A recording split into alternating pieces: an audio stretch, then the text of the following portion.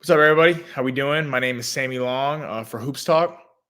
Tonight, I'm going to be previewing the Lakers and the Bucks showdown, big Friday night game, ESPN. Three things I'm going to be going over. Number one, the strengths and weaknesses of the Milwaukee Bucks. Break them down a little bit. Second one, who's going to guard Damian Lillard? This is a big question. A lot of people, especially local LA radio, talking about it. I mean, who's going to guard him tomorrow? Because especially after seeing last night against De'Aaron Fox, they need something else. They need a different game plan because whatever happened last night did not work. We're going to get into that. And then number three, where's Anthony Davis? Is Anthony Davis going to show up? What kind of version of AD are we going to get? We'll get into that in a little bit. But first, we're going to start with the strengths and weaknesses. Milwaukee's an interesting team. You know, they obviously been at the top of the Eastern Conference here for a few years. Crazy kind of season so far. Adrian Griffin's the head coach, 30-13, very good record. Gets fired. They bring Doc Rivers in, who was on the TNT booth or ESPN, excuse me, and it started out really rocky. I believe he went something like 1-6. Started his first 7 games, then went on a 6-game winning streak, and then last night got demolished by the Warriors. So very tough team to figure out. When they're on, they look great. When they're not, you don't really know why it's not working. But a few things about them. They're 4th overall in points per game. They come in a little over 120, 120.9. High-scoring team. Tons of stars, obviously. One thing about them, they're a very iso ball team. They like to get the ball in their stars' hands, and they like to kind of go from there. That can be a pro and a con because, when the stars are on and they're hitting and they're on fire, they're unreal and they really look unbeatable. But then when it's not, when they're not on, or a guy's having an off night, it's tough because they're not a team that likes to share the ball a lot, and a really a team oriented, scoring focused team. They're really about the stars. So which makes them 15th in assists per game, coming in a little over 26.4. So a lot of ISO ball there. Obviously, we know Dame Lillard, Giannis, just superstars. We know Dame very well from his time in Portland. Unbelievable players. I mean, Brook Lopez has been there a long time. I think one thing that's really been a key for the Bucks is the emergence of Bobby Portis. He's really carved out a nice role for him on the bench there. I mean, he's averaging a little over 13 points per game, 13.2 points per game, 7.1 rebounds per game. I mean, he's the kind of guy that you want coming off the bench. I mean, high energy player. You don't have to worry about a drop off. The kind of guy that's diving on the floor if every loose ball, just brings that kind of toughness. Really good defender. I mean, he's really emerged this year, and it's cool to see. I really enjoy watching Bobby Portis play. I think the Lakers could really use a guy like Bobby Portis, that kind of grit. I think that we lack sometimes. Going to my next point, who's going to guard Dame? Can anyone do it? Who knows? We all know, Austin Reeves. You can try Austin Reeves. We all know how that turned out last night. I mean, De'Aaron Fox was getting whatever he wanted, whenever he wanted. Reeves seemed like 2 steps behind every single time. I mean, the Kings were literally running ball action screens, just getting the ball in Fox or amongst his hand and getting Reeves switched onto him, and then just beating him off the dribble. I mean, not even complex stuff. Just the big knock on Reeves has been, he's a really slow, flat-footed defender, and the team's just last night they just kept doing it. And kudos to him because it was working. And if it ain't broke, don't fix it.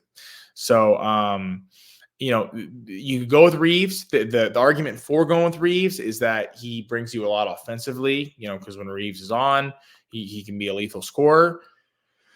You could try Cam Reddish, and that's, vice versa. Where you get a very good defender, but you get nothing offensively. And if Cam Reddish is going to play, I mean, you really need Rui, D'Lo, AD. We're going to talk about it a little bit. Braun, we know will bring it. Those guys have to ball out because when Cam Reddish is on the floor, teams basically view that as a 5-on-4. I mean, they're daring Cam Reddish to shoot. They'll leave him open at the 3-point line, dare him to take shots. When Cam Reddish is taking shots, that's a win for the other team. But then you get a lockdown defender, so it's a tough balance. And then the third option, this is one I like to see. I've been calling for Max Christie to get more minutes. No. Is he, has the biggest body? No. Is he a great defender? No. But what I like what I see from Max Christie is he really brings a lot of energy, a lot of enthusiasm, and he does have offensive scoring ability. Like he can get hot and get a pretty nice stroke going. I think some of the choppiness from him this year has really been Ham's fault. I mean, he'll play him big minutes, a couple games in a row, and then he'll bench him for 3, won't play him, and then he'll throw him in the middle of the second quarter in a big game. But it's not a lot. It doesn't make a lot of sense. Doesn't allow Max Christie to get a rhythm going. I mean, it's tough to come in as a guy who completely rode the bench in high school. It's tough to come in and do anything. Not that I know anything about what it's like to play in the NBA because I don't. But Max Christie, I like to see him get some more minutes and really get a role because I do think he has some top end talent that could really become a contributor for this team. So it'll be interesting to see what happens there. My thing tomorrow night is just, Ham, you got to make an adjustment. If you start Reeves and it's not working, don't just stick with Reeves all night like you did yesterday and just keep getting cooked. I mean, then try Reddish, try Christie. You got to do something different because, what's the definition of insanity? Doing the same thing over and over again, expecting different results. And that's what it feels like when Ham's been coaching this team for most of the year. Getting in my third point, Anthony Davis has to show up, it's really been unacceptable, his play the last little bit. I mean, his last 3 games against big-time bigs, against Sabonis, 14 points, Jokic, 17 points, and Nurkic, 22 points.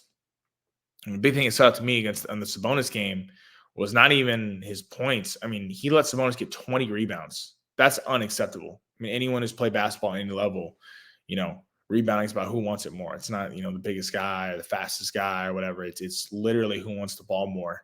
That's who's going to get the ball. And I haven't seen a lot of aggression from Anthony Davis. Al's talked about it a lot in the post games.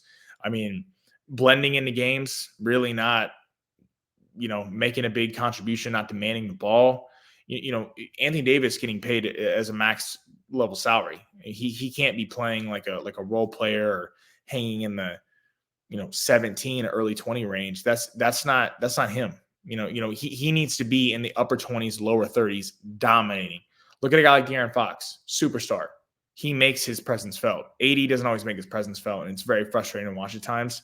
I mean, the last 3 losses Lakers had have been against these teams with good bigs. We're not going to avoid them in the playoffs. You're going to have to run in the Nuggets. You're going to have to run in the Suns or the Kings. So what's he going to do against these guys? Tomorrow night's a great opportunity. I know Giannis and the Bucks are in the East, but Giannis is an elite big. Anthony Davis gets compared to these guys, and people have debated who's better.